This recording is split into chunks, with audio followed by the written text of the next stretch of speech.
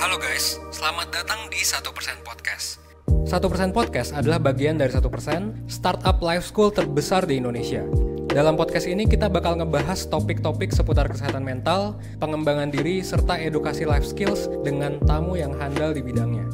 Kami ingin kamu untuk bisa mendapatkan insight baru dan berkembang seenggaknya 1% setiap harinya.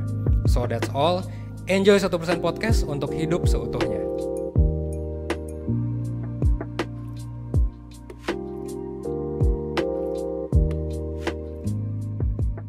Halo Perseners, kembali lagi dengan gue Kiki sebagai host 1% Podcast untuk Career and Productivity. Udah pada kangen belum nih sama gue? Kan kebetulan udah lama nggak muncul, nggak tahu deh berapa episode ya gue nggak muncul. Dan sekarang gue muncul lagi dan ingin membawakan topik yang menurut gue sangat menarik, dan ini udah gue demand ke tim podcast berapa minggu ya? Kayak 3, bahkan sebulan, dan baru ke-execute sekarang. Dan I'm so interested to talk about this dan harus banget. Dan ini akan sangat insightful menurut gue. Mungkin untuk teasernya sendiri, kita akan membahas tentang perilaku cari muka. Mungkin kalian para perseners bisa relate lah ya dengan apa yang gue bilang ini. Perilaku cari muka gitu.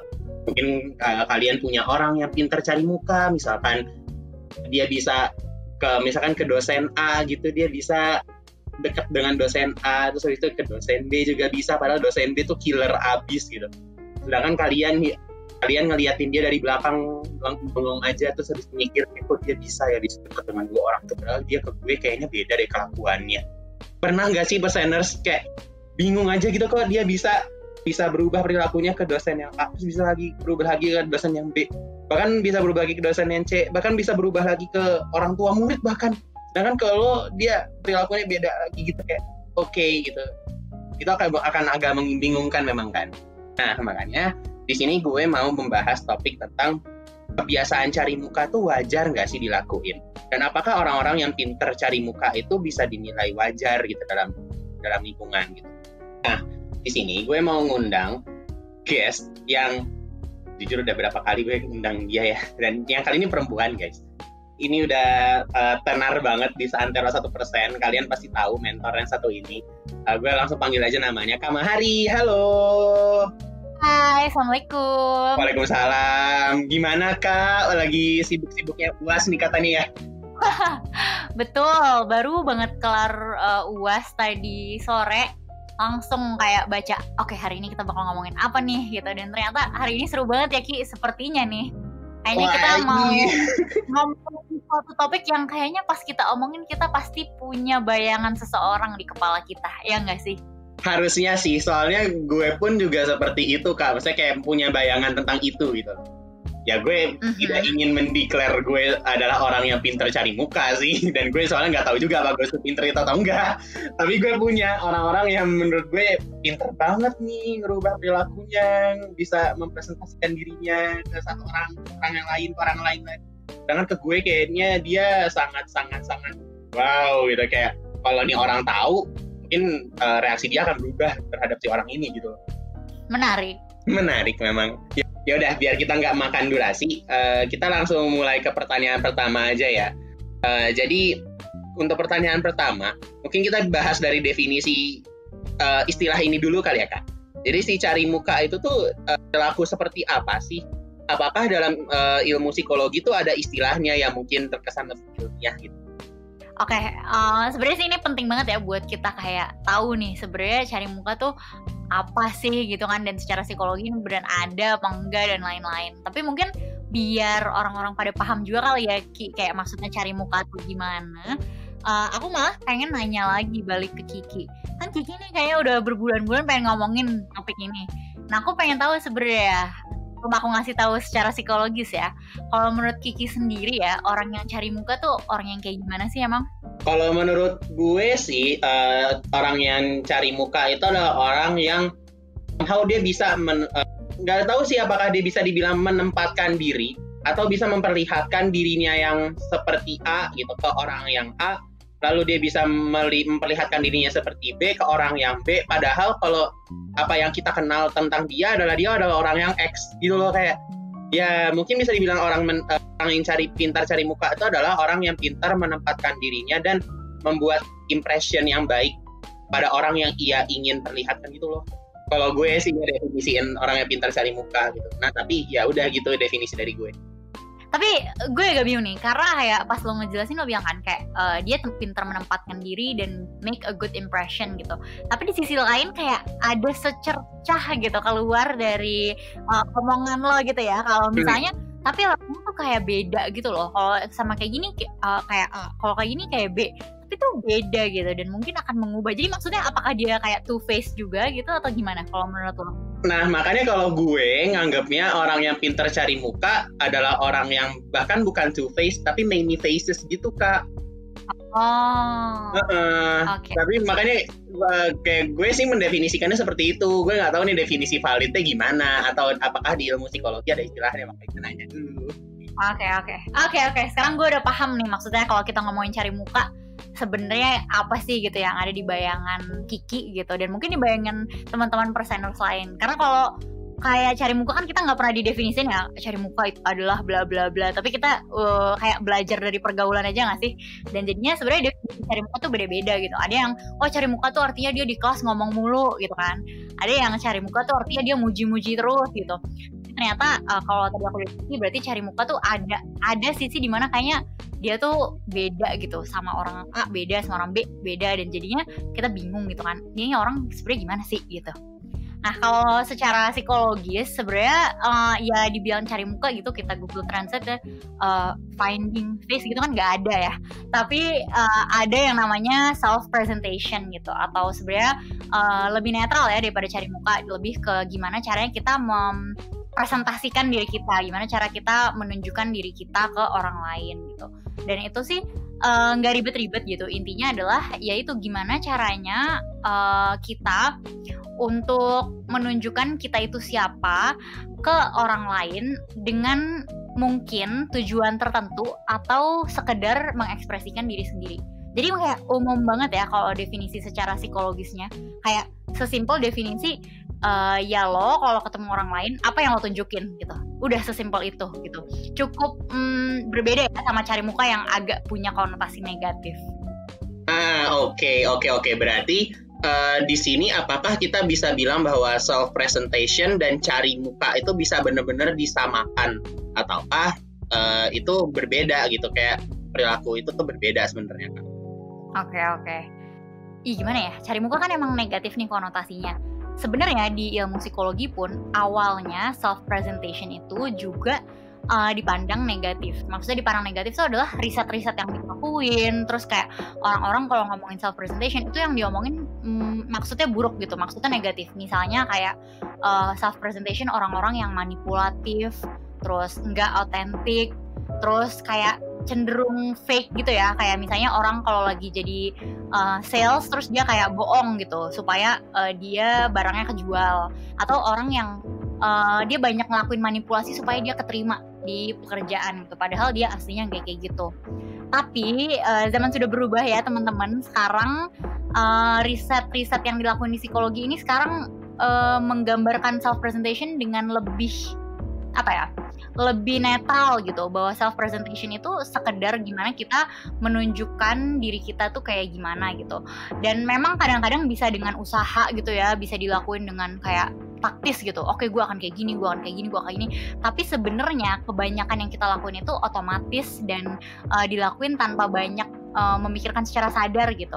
Jadi menarik sih karena beda gitu. Yang awalnya fokus ke hal-hal negatif kayak ini orang manipulatif nih, dia self presentation nih, kayaknya dia mencoba untuk menjadi orang yang lain. Sekarang kayak ternyata setelah di riset ternyata kebanyakan dari self presentation atau cari muka yang kita lakuin itu malah dilakuin secara tidak sadar gitu sih Ki. Oke, tunggu. Berarti self presentation ini sebenarnya malah sebuah tindakan yang unconscious ya Kak. Ini menarik sih untuk kita bahas gitu. Enggak 100% ya. Cuman maksudnya kalau dulu kan kita selalu mikir, nih orang fake banget nih, dia berusaha untuk kayak gini, dia berusaha untuk kayak gitu. Dan emang nyatanya kita bisa mengusahakan gitu untuk mengubah dan kayak berusaha strategi segala macam. Tapi seringkali itu sebenarnya sesuatu yang unconscious juga loh dan dilakukan secara otomatis. Oh, oke. Unconscious di sini tuh bukan berarti kayak kita benar-benar nggak sadar bahwa kita melakukan cari muka atau self presentation ini ya Kak. Berarti kayak ya ibaratnya kita mungkin memang melakukan apa sih namanya? Ya kita bisa menunjukkan pribadi kita yang A ke orang, pribadi B ke orang yang lain dan lalala itu secara sadar, tapi tidak sadar juga kayak gimana ya. Pokoknya yang nggak 100% unconscious gitu kan. Yes, nih mungkin gue bisa kasih contoh kali ya biar lebih konkret gitu. Contohnya nih misalnya Mahari gitu kan. Mahari pas lagi kuliah. Ketika Mahari bangun pagi di kosan, terus Mahari kan ngobrol-ngobrol dong sama teman kosannya, ya enggak? Terus pas lagi ngobrol-ngobrol, mungkin yang akan Mahari tunjukkan itu adalah sisi Mahari yang kayak teman yang baik gitu. Jadi kayak ngobrol, nanyain kabar si temennya hari ini mau ngapain gitu. Terus habis itu, tapi habis itu udah kan nih siap-siap mandi, berangkat kuliah. Pas di kuliah, terus Mahari menunjukkan kayak Mahari yang serius, Mahari yang nanya di kelas, terus habis itu Mahari yang kayaknya nggak sempet buat ngobrol sama kiri kanan gitu. Terus habis itu udah nih, selesai, beda lagi kan. Jadi abis selesai friendly banget sama temennya, dia jadi serius banget di kelas. Terus habis itu pulang-pulang dia ke rumah, si Mahari ini ke rumah, terus di rumah dia ngobrol sama orang tuanya. Terus habis itu mungkin ditanya kan, kamu hari ini ngapain aja gitu. Dan mungkin Mahari akan menceritakan dirinya sebagaimana mungkin ya Mahari akan dipersepsikan sebagai anak yang baik-baik gitu. Walaupun mungkin dia emang baik-baik, tapi adalah beberapa hal yang mungkin nggak dia masukin ke dalam ceritanya gitu. Dan sebenarnya kalau kita mikirin dalam contoh yang sangat sehari-hari ya, itu kayak wajar banget nggak sih semuanya gitu.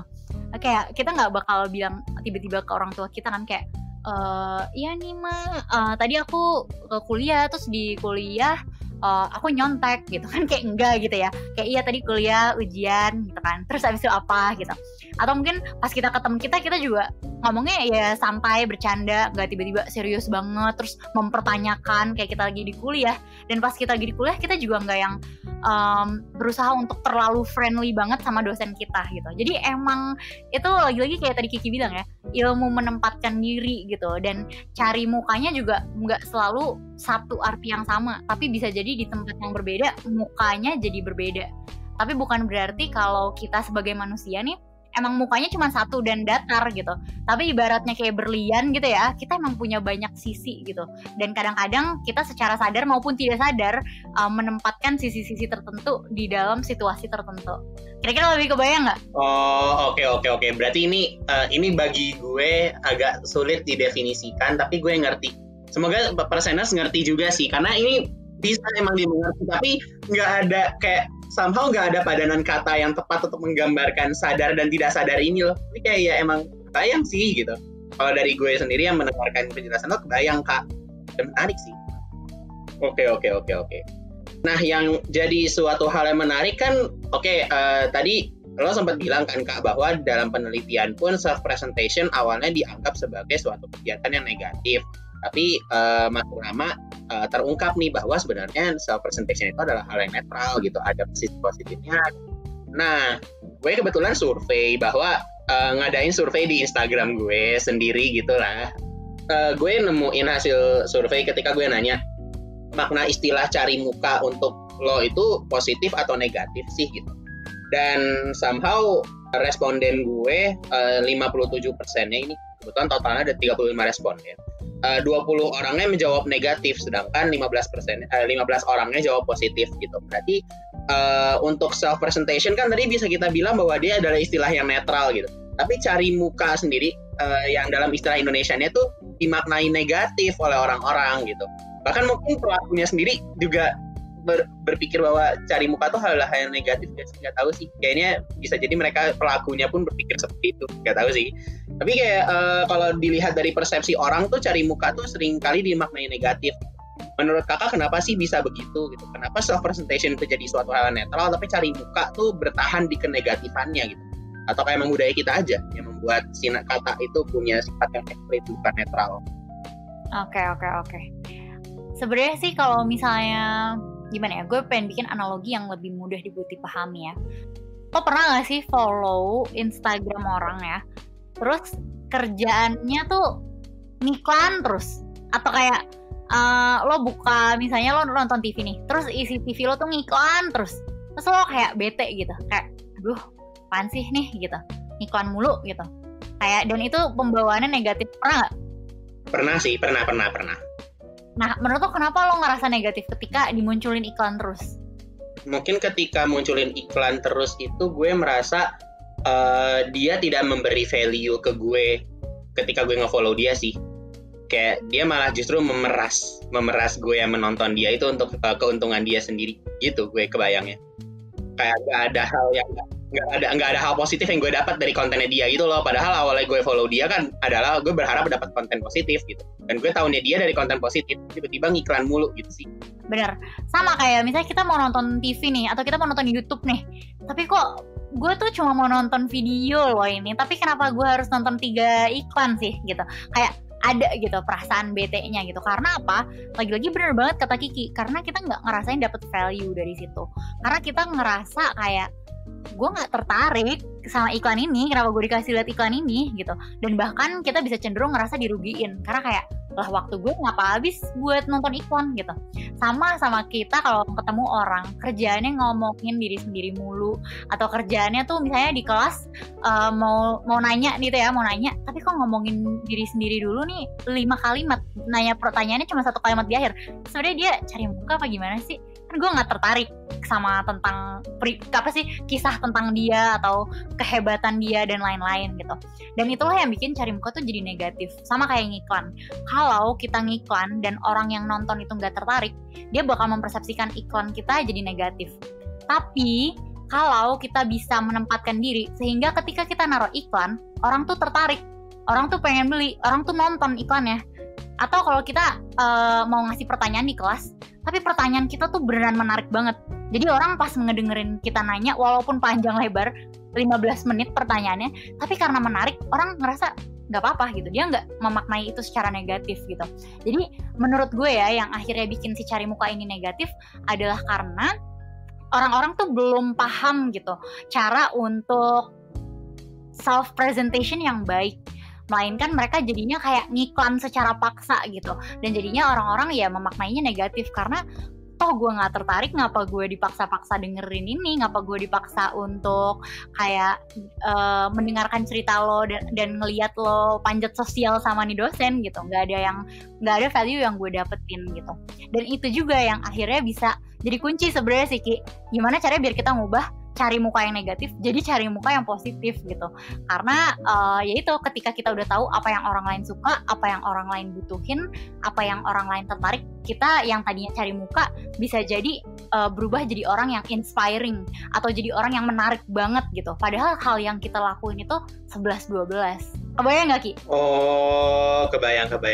Mungkin berarti jadinya self presentation mungkin dianggap sebagai istilah netral, karena ya ketika self presentation ini jadi dimaknai sebagai kegiatan yang dia bisa menempatkan dirinya dengan baik sesuai konteks dan keadaan saat itu kali ya Kak. Sedangkan cari muka itu istilah yang sering dipakai ketika orang itu nggak bisa menempatkan dirinya sesuai konteks itu. Mungkin kayak emang dia menunjukkan dirinya tapi kayak mungkin nggak ngelihat konteksnya dulu atau nggak ngelihat keadaannya dulu, dan itu membuat orang di sekitarnya terganggu kali. Makanya cari muka tuh jadi punya istilah yang bermakna negatif gitu nggak sih Kak? Kalau kita ini bener banget kayak ini, misalnya lo di sekolah ya, udah bel, harusnya kita udah istirahat, tapi ini orang cari muka banget gitu. Dia malah nanya pertanyaan coba, padahal harusnya ini udah waktu istirahat buat gue. Nah, bete gak kita sama dia? Bete gitu kan. Oke. Konteksnya lagi kayak gimana sih ini? Gitu. Itu sih kalau dari pandangan gue ya. Kalau dari pandangan lo gimana Ki? Ada tambahan atau mungkin pendapat lain? Mungkin kalau di self presentation, kalau kalau tadi cari muka kan kasusnya bel sekolah mungkin seperti itu kali ya Kak. Kalau kayak ketika ada bel bukannya kita cenderung pulang, malah justru nanya gitu. Tapi kalau yang di self presentation mungkin ketika dia sedang bertanya terus habis itu bel sekolah, mungkin dia bisa langsung menempatkan dirinya. Mungkin nggak apa-apa deh jawabannya dijawab habis kelas aja, atau mungkin minggu depan kali ya gitu. Kayak mungkin dia yang bisa take inisiatif melakukan itu, walaupun sebelumnya dia menanyakan sesuatu gitu nggak sih Kak? Jadi dia tahu konteks gitu loh. Betul, bener. Oke deh kalau gitu. Dah, kalau kita lanjutin nih Kak, menurut lo penting nggak sih kita tuh punya skill cari muka atau self presentation ini di zaman modern, khususnya kayak keadaan ini gitu di saat ini? Oke. Blak-blakan aja nggak nih? Terserah sih, tapi kalau di gue blak-blakan akan lebih baik. Semangat menerima keblak-blakan kita ini. Oke. Jujur menurut gue itu hal yang penting banget sih, karena kita nggak bisa pungkirin gitu ya, zaman kita hidup sekarang itu udah beda banget sama zaman kita, sama zaman orang tua kita gitu. Mungkin orang tua kita dulu kuliah di UI gitu ya, atau mungkin kuliah aja gitu, lulus udah gampang cari kerja gitu. Apalagi misalnya dia dari univ favorit tinggal milih mau masuk kantor mana, IPK-nya tinggi apalagi udah. Zaman sekarang lo udah dari lulusan kuliah terbaik, lulusan terbaik, terus mungkin lo aktif banget pas kuliah, itu nggak menjamin apa-apa gitu, karena kompetisinya tuh udah luar biasa gitu. Dan dengan semua teknologi yang ada, mungkin privilege yang dulu kita punya, karena misalnya zaman dulu yang bisa kuliah S1 kan jarang gitu, sekarang kan misalnya udah banyak banget, atau bahkan nggak perlu S1 untuk kerja sesuatu gitu. Jadi kita tuh saingan tuh gila parah banget sih, dan mungkin ini juga yang bikin semua orang tertekan dan insecure. Tapi ya gimana ya, mau nggak mau pura-pura nggak tahu atau apa, tapi ya menurut gue sih lebih cepat, lebih baik ya kita tahu kalau dunia ini sangat-sangat kompetitif sebenarnya gitu. Dan kompetitif itu bukan berarti hal yang buruk, tapi lebih ke kompetitif, kalau gitu apa nih value yang gue punya, apa nih hal yang ada di diri gue yang bisa bikin gue stand out. Karena ini kayak survival gitu loh Ki. Kalau misalnya kita nggak ada satu hal yang bisa bikin kita survive, ya gimana kita nggak hancur gitu kan. Jadi emang perlu untuk kemampuan kita tuh, ibaratnya di antara 10 orang aja yang masuk ke dalam ruangan, atau 10 orang yang diajak ngobrol sama interviewer, kita ada nih satu hal di diri kita yang nyantel dan bikin si interviewer ini senang sama kita.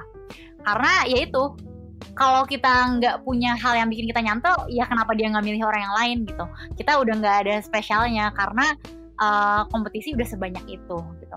Itu kayak harsh truth banget ya, mungkin gak enak banget sih buat didengar gitu, karena ya ampun, kayaknya hidup susah banget gitu. Tapi sebenarnya biasa aja sih, kayak yang penting kita tahu diri kita kelebihannya apa, terus habis itu kita manfaatkan dengan baik, dan that's it gitu. Bukan berarti kita harus ikut-ikutan atau kita harus ngerugiin orang lain gitu. Jadi kalau jawaban yang yang singkatnya menurut gue, kalau personal branding iya, tapi kalau cari muka enggak gitu. Jadi muka kita tuh nggak usah dicari, tapi kalau bisa cukup tampilkan apa yang kita punya dengan cukup menarik, sehingga kalau kita ada di dalam satu ruangan, orang akan notice kita. Atau kalau orang lagi ngobrol sama kita, dia akan notice kemenarikan kita. Ini bukan menarik dalam arti cantik ya, jadi kayak sama aja kalau kita mau pergi ketemu klien atau kita mau casting sesuatu, kalau kita dandan atau kita pakai baju rapi itu wajar kan, dan itu jadi menghormati orang lain kan gitu. Itu bukan cari muka kan, tapi itu adalah personal branding aja, supaya orang tahu, oh nih orang serius nih orang menghargai gue nih, dia pakai baju bagus, menghargai gue nih, dia nggak gembel gitu. Sesimpel itu sebenarnya.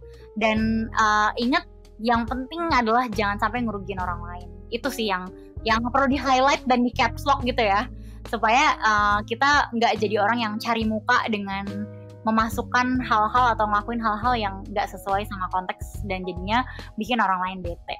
Gitu Ki, kalau dari gue. Oh, oke.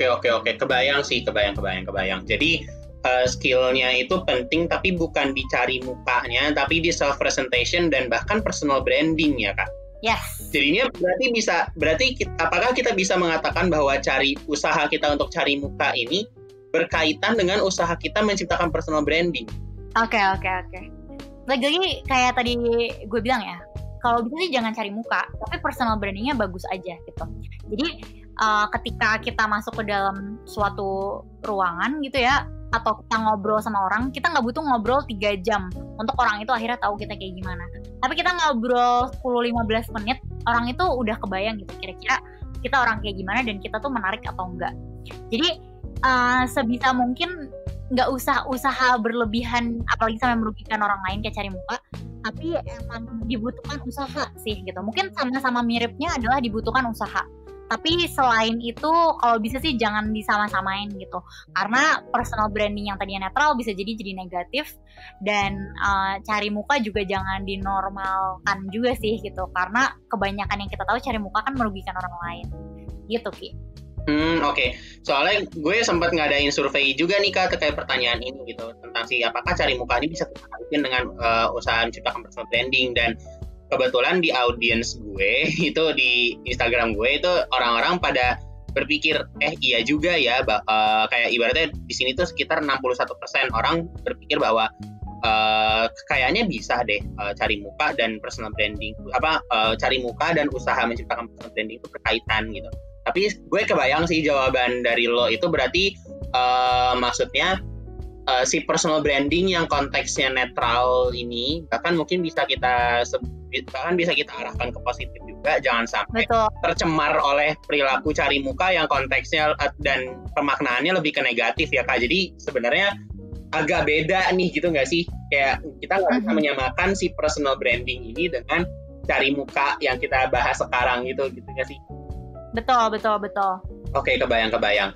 Berarti ini bisa sih untuk perseners, semoga kalian ngeh juga ya dengan bahasan kali ini bahwa cari muka itu nggak bisa disamakan ternyata dengan personal branding karena secara pemaknaan, secara konteks, secara fungsi gitu ya berbeda gitu. Apalagi dengan eksternalitasnya apakah dia mengganggu atau enggak, personal branding umumnya nggak mengganggu, sedangkan cari muka itu sangat mengganggu gitu. Jadi kayak nggak bisa disamain nih cari muka dan menciptakan personal branding. Ternyata berbeda guys. Oke. Nah berarti Kak nih, ini kita ngebahas yang cari muka secara negatif ya Kak. Kan emang seseorang tuh cenderung memperlihatkan sisi baiknya aja gitu kan ketika cari muka gitu. Nah berarti apakah kita bisa bilang kalau seseorang otomatis bermuka dua atau munafik dengan melakukan cari muka, atau gimana tuh Kak? Karena gue nanya ke audiens gue gitu, mereka bilangnya sih cari muka itu orang-orang yang pintar cari muka nggak secara otomatis mereka adalah orang yang munafik gitu. Tapi gimana nih, kayak apakah cari muka yang negatif itu menciptakan orang munafik, sedangkan self presentation yang konteksnya positif jadi nggak menciptakan kemunafikan itu? Gimana? I see. Oke. Cuman sebenarnya menarik ya. Kayak emangnya siapa sih yang dari awal gitu ya selalu memperlihatkan sisi buruknya? Oke. Kayak emang itu manusiawi nggak sih gitu kan? Kita kan ya kalau dari awal nih kita kayak halo, gue orangnya insecure, gue sangat judgmental dan gue nggak peduli sama isu-isu sosial karena gue orangnya egois. Kayak terus kita mau gimana weh? Ngerti gak sih? Kayak itu manusiawi kok untuk kita mau memperlihatkan sisi baik kita gitu. Dan justru kebanyakan orang yang ada ya, tetap orang yang kayak dari awal kayak gue orangnya insecure banget, gue nggak bisa apa-apa, yang kayak gitu kan juga ada ya. Tapi itu kan bukan hal yang positif juga ya gitu. Itu bukan rendah hati loh, tapi itu rendah diri gitu. Dan itu juga kayak bisa kita bahas panjang lebar dalam podcast lain ya tentang masalah low self esteem dan kawan-kawan. Tapi intinya itu hal yang sangat perlu kita hindari karena ya bikin gak pede dan bikin orang jadi gak percaya sama kita. Jadi kalau misalnya orang cari muka dibilang, oh dia cari muka soalnya dia cuma memperlihatkan sisi baiknya aja gitu, sebenarnya itu hal yang manusiawi sih gitu. Mungkin butuh ditelaah lebih dalam gitu. Emang bagian apa sih yang kita lihat dari memperlihatkan sisi baik yang bikin kita ngerasa terganggu gitu? Mungkin bukan bagian dari dia memperlihatkan sisi baik, tapi mungkin ketika dia diomongin hal buruk dia defensif atau bohong atau malah ngefitnah dan lain-lain gitu. Jadi intinya sih sewajarnya aja ya ketika kita lagi self presentation, kita lagi membawakan diri kita berusaha untuk menjadi versi terbaik kita berusaha untuk menunjukkan hal-hal yang positif dari diri kita. Tapi, nih tapinya penting nih Kini. Kalau ternyata ada hal yang buruk dari kita karena kita bukan manusia sempurna, ya udah nggak usah defensif, nggak usah pura-pura nggak ada yang salah sama diri kita. Ngaku aja kalau kita nggak sempurna gitu. Dan menurut gue ya, yang sering miss di orang yang tanda kutip cari muka adalah itu gitu. mereka jadinya kelihatannya kayak oh dia mah cuma mau ngasih sisi baiknya, padahal yang ngeliatin sisi baik it's fine gitu, everybody does that gitu. Tapi yang jadi masalah, yang jadi poin adalah bahwa dia nggak mau mengakui kalau dia punya kesalahan atau kekurangan gitu. Dan itu yang bikin orang jadi sebel, apaan sih gitu, kayak gitu, kayak greget gitu, ya nggak sih? Oh, oke. Gue nemu ininya key pointnya dari bahasan yang ini. Berarti kita bisa bilang kalau orang tuh bermuka dua atau munafik ketika dia cari muka, ketika dia defensif terhadap keburukan dia yang emang udah terlihat gitu nggak sih, Kak? Yes. Sedangkan kalau misalkan dia emang cari muka ya for the sake of emang menunjukkan sisi terbaik dia, tapi ketika terlihat dia ada perilaku buruk atau sesuatu hal yang buruk dan itu dinotis oleh orang, tapi dia ini mengakuinya, berarti sebenarnya itu bukan cari muka juga, bukan perilaku munafik juga, toh dia mengakui dia punya kekurangan gitu nggak sih? Benar. Oke. Berarti key poinnya adalah antara mengakui kekurangan dan kelemahan itu atau enggak. Kalau enggak diakui, berarti ya cari muka itu bisa jadi perilaku yang membuat lo bermuka dua. Tapi kalau lo mengakui kekurangan lo, tapi juga tetap menunjukkan sisi terbaik lo jika memungkinkan, ya itu sebenarnya bukan berarti lo bermuka dua, ya emang lo menunjukkan sisi terbaik aja gitu ya. Bisa dimaknai. Yes. Gimana kalau menurut lo ada pendapat lain nggak? Kalau dari gue emang awalnya gue menganggap ini gue ya, kalau dari gue sendiri gue menganggap ya perilaku cari muka bisa menunjukkan kemunafikan seseorang sih, itu bahwa ya dia ke dosen yang tipe A gitu misalkan, dia menunjukkan baik-baiknya dia yang A gitu. Ketika ke dosen yang B dia nunjukin baik-baiknya dia yang B, padahal ke kita perilakunya dia ke kita sebagai teman tuh sebenarnya jauh banget dari apa yang dilakukan ke dosen A maupun dosen B gitu loh. Dan kadang-kadang orang yang cari muka ya seperti yang lo bilang sih, Kak, kadang gue nemu kasusnya gitu ketika orang ini cari muka sama dosen, tapi misalkan dia menjawab pertanyaan dengan wah gitu, misalkan jawabannya bagus banget gitu, tapi ternyata kita nemu flaws nih, kita sebagai yang menanyakan sesuatu tuh nemu flaws gitu.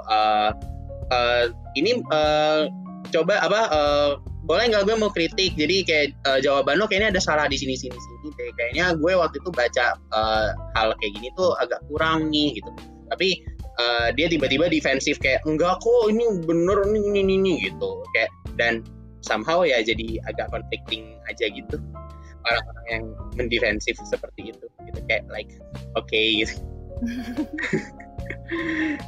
Benar-benar paham sih gue, paham kayak wow, sempurna banget nih lo di mata dosen, tapi aslinya kayak gini gitu kan. Iya, gitu sih, kayak oke, gitu. Tapi bisa dimengerti sih. Makasih banget loh, Kak. Ini insightful sih, bahwa ya jadinya gue nggak bisa, gue jadinya sekarang tidak boleh untuk menyamaratakan bahwa orang yang cari muka adalah orang yang otomatis munafik. Memang enggak juga. Emang tergantung dia melakukan cari muka itu konteksnya apa, gitu, positif negatif. Kalau yang negatif mungkin bisa kita bilang bahwa dia munafik. Tapi ketika dia sebenarnya melakukan dengan positif dan tetap mengakui kekurangannya, ketika emang kita menemukan kekurangan itu, ya sebenarnya enggak muka dua juga gitu. Dan mungkin kayak apa ya? Kadang-kadang kita tuh bilang kalau orang tuh munafik gitu kan, atau berpura-pura, karena kita menganggap bahwa orang tuh gimana ya? Kalau ada orang nih, dia tuh di kelas dia nanya, itu berarti dia pinter gitu. Kayak ngeliatnya hitam putih ya, berarti dia nggak bodoh. Tapi ketika satu hari kita nanya sesuatu, terus dia tuh kayak, dia nggak tahu jawabannya, terus kayak dia nyebelin jawabnya, nggak kayak baik. Nah ini berarti dia munafik nih gitu, karena ibaratnya kemarin dia A, sekarang dia B. Padahal nyatanya orang tuh nggak mungkin hitam putih aja gitu.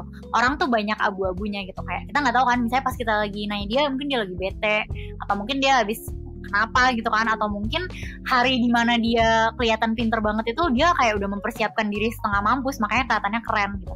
Tapi intinya emang kalau ngomongin psikologi tuh selalu tergantung gitu kan, tergantung ini, tergantung itu, tergantung ini, tergantung itu, dan kayak jadinya susah untuk kita ngejudge orang karena kita nggak pernah bener-bener tahu konteksnya, tahu kenapa orang itu kayak gitu. Kita cuma bisa menerka-nerka gitu kan. Dan menurut gue apa sih hal praktis yang kayak paling bisa kita lakuin kalau kita udah ngerasa kita sering ya kayak terganggu karena ada orang yang cari muka gitu. Itu adalah coba tanya sama diri kita sendiri sebenarnya ya, apa sih yang bikin kita ngerasa terganggu?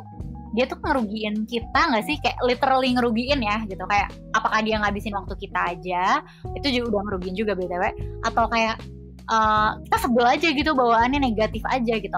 Nah andai kan kita kayak nggak ada alasan rasional ya untuk bener-bener sebel, cuman bawaan kita negatif aja, tanya sama diri kita sendiri sih sebenarnya, kayak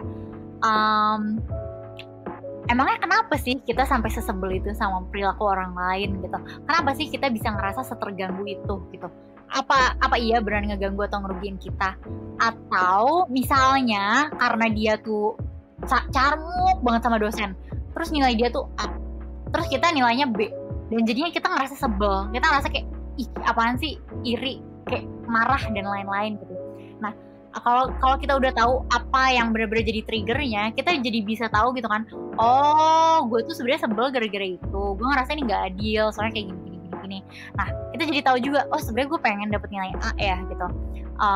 Gimana ya caranya biar gue berikutnya bukannya jadi cari muka dan jadi nyebelin ya, tapi ningkatin diri gue supaya gue tetap bisa dapet A tanpa merasa terganggu dan kayak negatif banget gara-gara nih orang gitu. Karena ya lagi-lagi kita nggak bisa ngontrol gitu kan, si orang ini bakal ngelakuin apa di kelas, si orang ini bakal ngerugiin kita atau enggak. Dan kalau kita belum bener-bener tahu, oh sebenarnya gue tuh pengen punya nilai A, oh sebenarnya gue tuh pengen disayang dosen, oh sebenarnya gue tuh pengennya ini, makanya gue kalau ngeliat orang lain dapet gue sebel. Nah itu kita jadi kayak reaktif doang gitu loh perilaku kita. Oh orang dapet ini gue sebel, oh dia cari muka terus dia berhasil gue sebel gitu. Padahal sebenarnya kalau kita udah tahu kita pengen nih dapet nilai bagus, kita pengennya apa, kita bakal fokus sama hal-hal lain dan kayak nggak berusaha untuk terlalu kayak label orang atau ngatain orang cari muka atau kayak berusaha banget lah untuk merendahkan atau kayak membuat orang lain terlihat lebih buruk dibandingkan diri kita gitu. Ini emang hal yang kayak mendalam banget gitu ya. Cuman itu hal yang praktis dan akan lebih berguna untuk kita lakuin dibandingkan kita kayak aduh gimana ya, ini orang cari muka banget dah, sumpah laporin apa ya, spill apa ya, kayak gitu-gitu kan, kayak ya ngapain sih nambahin negatif di dalam dunia ini gitu. Oke. Jadi kalau gue mau recap nih, tadi kan berarti kita ngebahas tentang si cari muka ini dengan kaitannya personal branding itu beda atau sama dan ternyata beda. Terus itu untuk si cari muka ini sendiri berarti tadi itu kan sebenarnya wajar untuk dilakukan selama nggak mengganggu kali ya Kak, jadinya sama nggak mengganggu gitu. Dan ya jadinya ketika kita melihat ada orang nih yang terlihat pinter banget cari muka atau kayak nyebelin banget rasanya ngelihat nih orang karena dia pinter banget bikin impresi yang bagus ke dosen gimana gitu. Itu mungkin lebih ke arah kita mengontrol emosi kita sendiri ke sikapnya. Dan kita mengetahui dulu kenapa kita kesel sama dia, instead of nyalah-nyalahin keadaan atau mungkin kayak yang ngamuk-ngamuk yang ternyata nggak mengubah apapun gitu ya. Kalau emang kita ternyata dapat hasilnya B, terus teman kita yang pintar carmuk ini hasilnya A, kita kayak ketika sibuk-sibuk nyalahin dia, lo carmuk ya, lo gimana gitu dia makanya dapat A ya. Sebenarnya kita malah jadi memperburuk kondisi kita sendiri, gitu nggak sih Kak? Nah kan kalau kita menyadari bahwa oh gue ngiri dia bisa carmuk jadinya dapat A, bisa nggak ya gue dapat A kayak dia juga tapi nggak perlu carmuk, itu mungkin bisa dengan gini atau gini. Nah setelah kita bisa discover itu, ya udah kita mengusahakan cara tersebut agar bisa mendapat nilai A. Jadi kita nggak perlu cari muka seperti dia, gitu nggak sih? Yes, 100 untuk Kiki. Wow. Walaupun ini kayak maksudnya gue paham banget ya, kayak gue juga sering kok sebel gitu kan kalau ada orang kayak apaan sih gitu. Tapi at the end of the day gitu kayak berusaha untuk mencari titik yang lebih bermanfaat aja sih buat diri kita gitu kan, dibandingkan hanyut di dalam perasaan-perasaan sebel dan dunia tidak adil gitu. Kayaknya itu cara yang baik untuk survive gitu ya di dunia serba negatif sekarang. Kayaknya sih emang kayak ya kita menyesuaikan diri gitu sih jadinya. Instead of blaming the condition, kayak ya mendingan kita yang menyesuaikan diri, kayak ya beradaptasi gitu. Kita jadi kalau misalnya kita hanya menyalahkan diri, ya kita malah bisa jadi ketelan oleh lingkungan. Sedangkan kalau kita beradaptasi, ya kita mungkin bisa melawan arus, bahkan ya mungkin kita bisa menciptakan arus baru. Oh, keren banget omongan gue. emang udah mentor sih lo tuh sebenarnya. Aduh, enggak. Gue takut kalau jadi mentor, takut mempertanggungjawabkan omongan gue. Nah, tapi gue mau nanya dong, lo sendiri punya nggak sih pengalaman yang sangat berkesan terkait mencari mukaan ini dan how you cope with it gitu? Kayak atau gimana cara lo solving the problem? Mungkin kayak gimana lo bisa meredakan emosi-emosi negatifnya, atau apakah lo bahkan sampai nge-confront orang ini gitu, gimana-gimananya? Ada nggak sih? Oke, jujur sebenarnya kayak ini lagi relevan banget sih sama gue, karena kan gue lagi kuliah S2, lagi kuliah online gitu kan. Terus ada gitu satu orang, dia tuh bener-bener kayak aktif banget gitu, aktif banget, dan mungkin untuk banyak orang itu bisa dipersepsikan cari muka gitu. Dan yang menarik sebenarnya buat gue adalah gue sendiri sebenarnya nggak pernah mempersepsikan dia cari muka, karena walaupun mungkin ini tidak tertebak gitu, tapi gue adalah orang yang buat ngomong di kelas itu tuh effort banget gitu loh. Kayak gue malu, gue takut salah, terus kayak overthinking lah tiap kali mau ngomong di kelas. Tapi buat nih orang tuh kayaknya dia nyamber dosen aja gitu, dan kayak dosen-dosen juga asik aja gitu. Dan yang gue tangkap adalah ada beberapa temen gue yang mulai ngomongin kayak apaan sih dia tuh cari muka banget sih, apaan sih gitu. Tapi yang gue sadarin ketika akhirnya gue merefleksikan diri gue, dan juga ketika lo ngajak bikin podcast ini, thank you Ki, sangat relevan dan relatable. Gue sadar kalau ternyata gue iri sih gitu, kayak dia tuh secari muka itu, tanda kutip, dia seaktif itu di kelas, sampai-sampai semua dosen, literally semua dosen itu hafal nama dia dan kayak sering nge-mention dia gitu. Dan jadinya gara-gara dia aktif di kelas, dia juga pinter dong. Kayak kan dia aktif ya, nggak mager gitu kan. Kalau gue kan kuliah online bisa tiba-tiba ketiduran gitu, tapi dia aktif terus gitu. Dan justru gue ngeliat, ternyata gue iri sih, karena dia punya banyak konsekuensi positif dari hal itu. Dan akhirnya ya udah, jadinya gue ngerasa semester depan gue kayak mau lebih aktif deh, maksain diri gitu. Tapi di sisi lain gue juga ngeliat temen gue yang ngejulitin ini tuh kayak mereka benar-benar nggak pernah aktif di kelas gitu, dan mereka bete aja gitu. Dan gue nggak merasa kayak berarti mereka iri dan berarti mereka sebenarnya pengen kayak, karena belum tentu ya. Cuman ketika gue ngeliat ada dua opsi untuk gue kayak ngejulitin lah, terus kayak nganggep kayak dia tuh cari muka lah, terus kayak gue lebih baik daripada dia, itu kayak nggak akan ngebawa gue kemana-mana gitu. Dan itu yang akhirnya jadi turning point gitu loh, walaupun di dalam prosesnya banyak perasaan kayak dia lagi yo gitu ya, kayak banyak.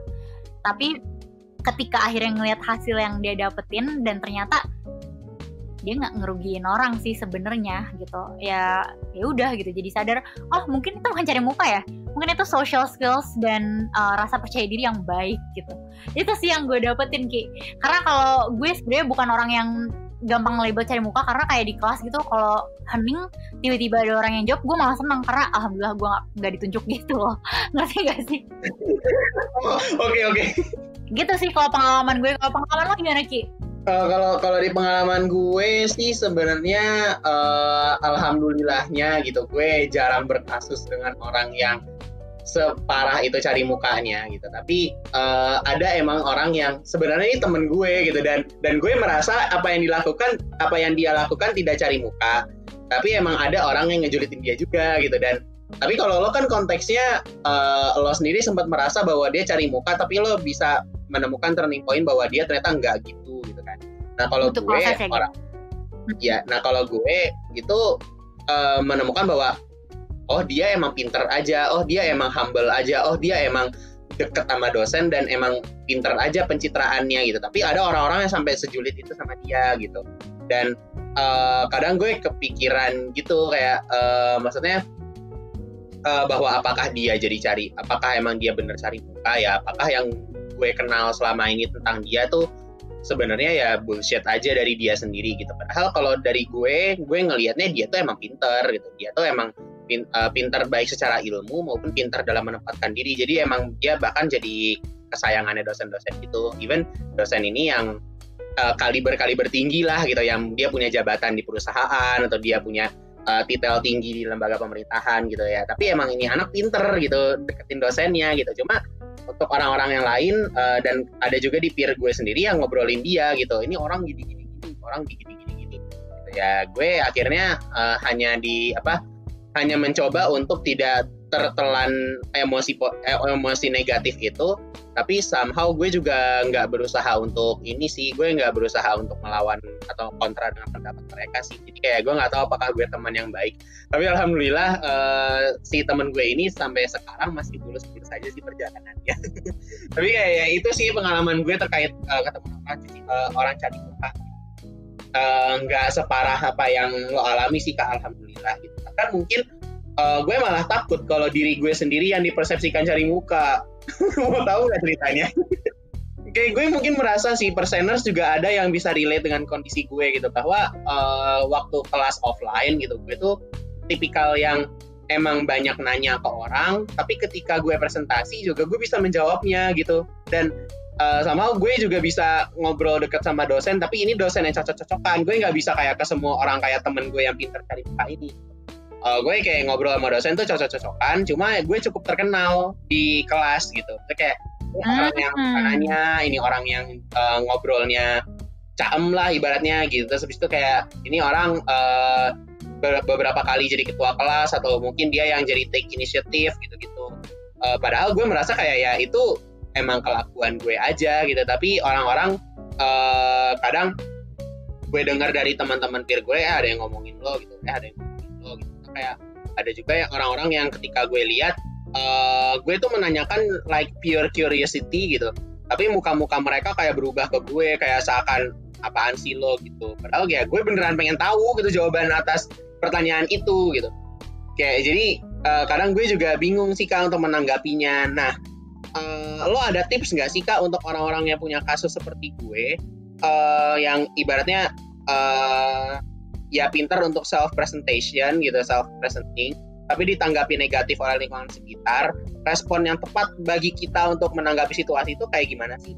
Kalau respon tepat bagi kita menanggapi orang yang cari muka kan berarti kita realize dulu emosi kita, terus kita juga discover atau mengungkap apa sih sebenarnya yang bermasalah terkait penilaian kita terhadap orang itu, dan apa yang kita bisa buat agar kita nggak cari muka tapi bisa achieve hal yang sama dengan orang itu.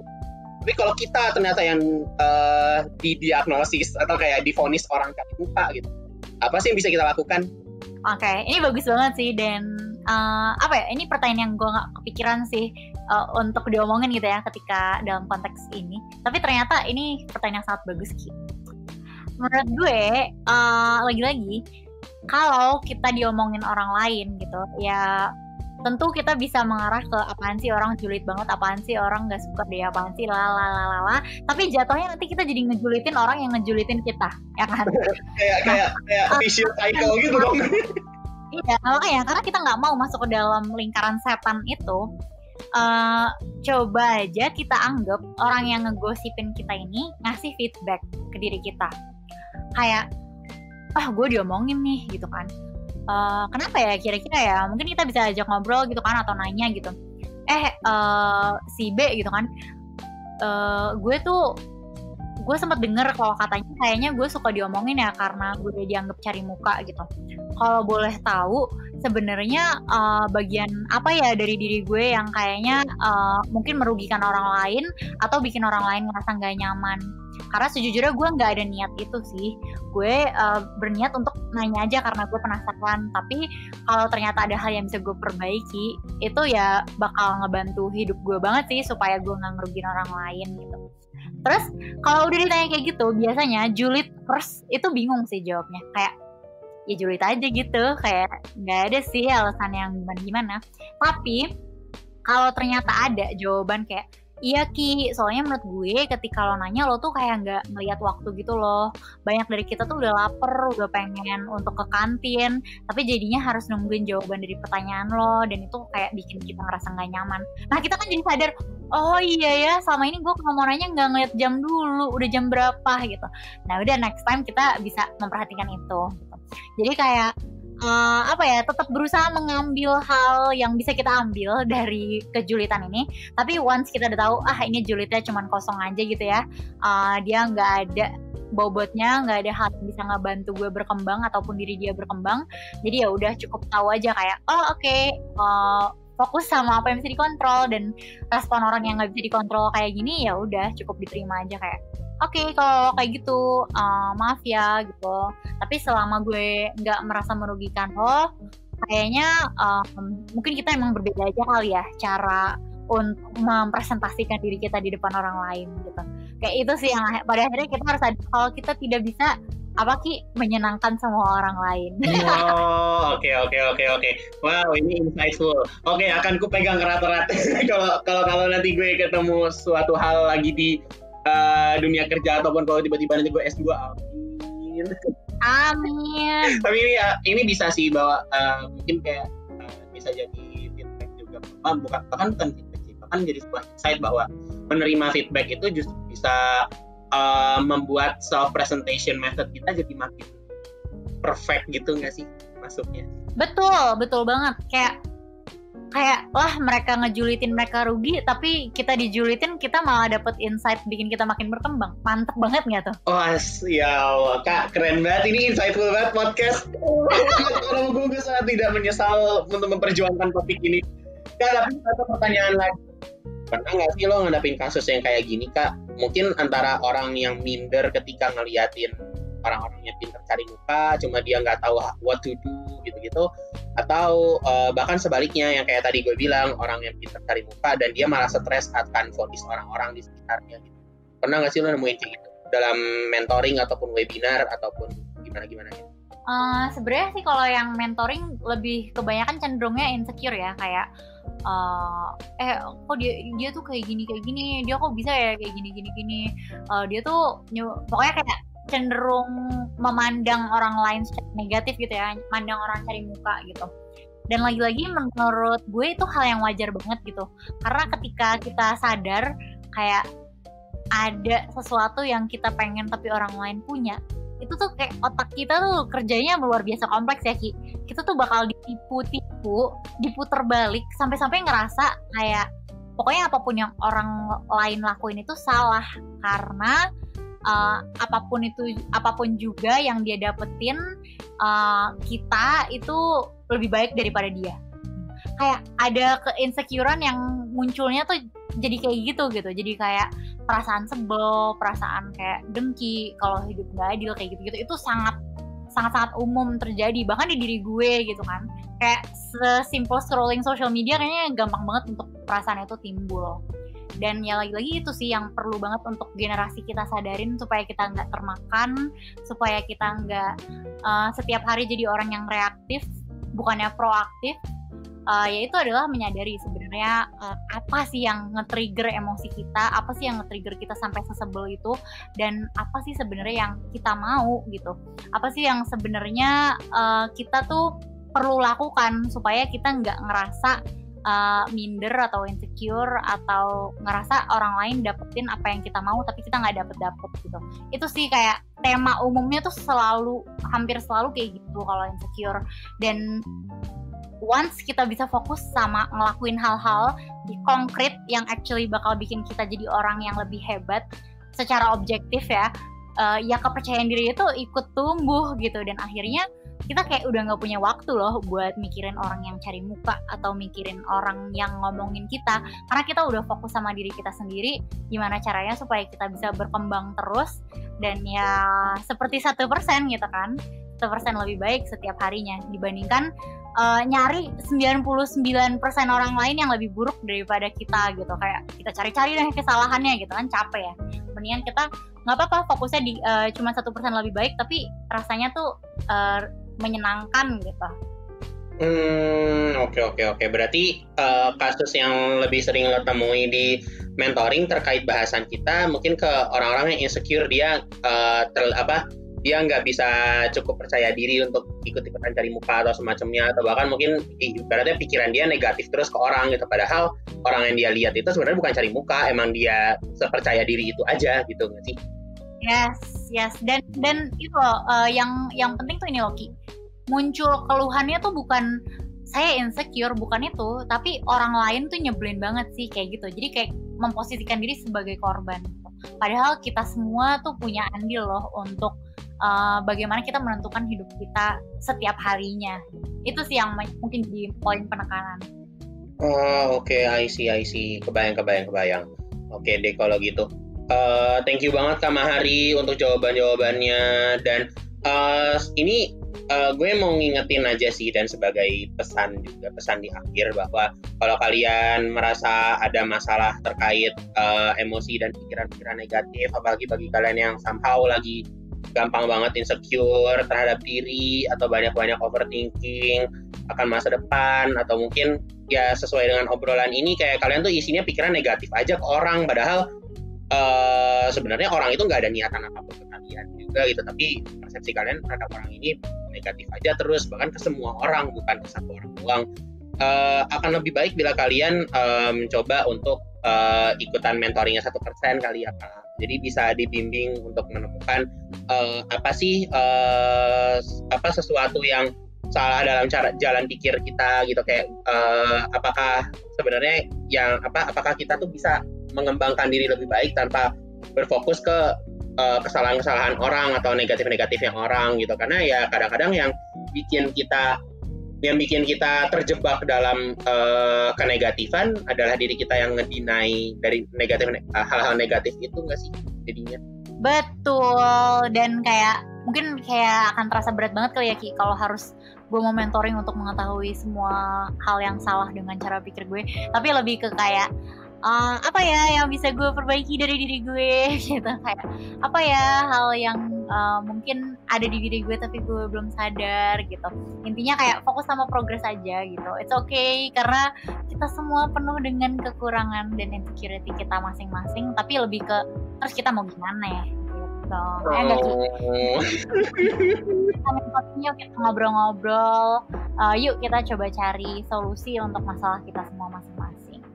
Iya betul, makasih banyak Kak Mahari atas insightful answers-nya. Ini sangat membantu buatku, bagi ya aku yang berpikir sekian lama dan sekian banyak tentang kenegatifan cari muka ini. Dan semoga untuk perseners juga bisa menemukan banyak insight ya, bagi orang-orang yang kena survei gue kemarin di Instagram @mufrizkiakbar. Semoga pertanyaan kalian terjawab di sini ya, teman-teman. Ibu, yes. Dan nanti kalau misalnya ngedengerin ini, mention kita dong, mention aku di Mutiara Mahari ini dan Kiki di @mufrizkiakbar. Iya betul, jangan lupa kalau kalian merasa terbantu dengan podcast ini atau kalian menemukan sesuatu yang menarik dari podcast ini yang ingin kalian share di Instastory, please banget di-share dan tag @1%official, tag @Mutiara Maharini, dan tag juga @mufrizkiakbar. Kita bakal senang banget.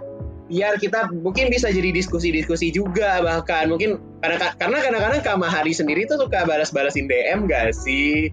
Atau balasin orang gitu. Dan mungkin kita bisa juga ngobrol. Aku pun juga suka gitu, gue pun suka untuk balas-balasin DM yang, apalagi DM-DM yang menarik. Orang-orang yang merasa terbantu akan konten 1%, kadang-kadang suka gue balesin, baik pakai akun 1% maupun akun gue sendiri gitu. Jadi ditunggu share-sharannya bagi kalian yang merasa terbantu dengan podcast ini. Terima kasih lagi gue ucapin ke Kak Mahari yang telah meluangkan waktunya setelah sibuk-sibuk puas, malam-malam gue ganggu, sorry banget Kak. Tapi makasih banyak atas insightful answers-nya. Senang banget sih gue bisa ngebahas topik ini bareng lo Kak di podcast ini. Thank you banget. Yeay, super thank you untuk Kiki yang udah ngajakin. Thank you juga untuk tim 1% yang udah menyiapkan ini sedemikian rupa. Semoga bermanfaat ya Ki podcast kita hari ini. Amin, semoga banget. Sekian podcast terkait cari muka ini kita adakan. Semoga para perseners kalian semua merasa terbantu ya dengan podcast ini. Kita tutup aja kali biar gak makan durasi. Terima kasih banyak Kak Mahari. Terima kasih juga tim 1%. Sampai jumpa di podcast 1% berikutnya. Dadah.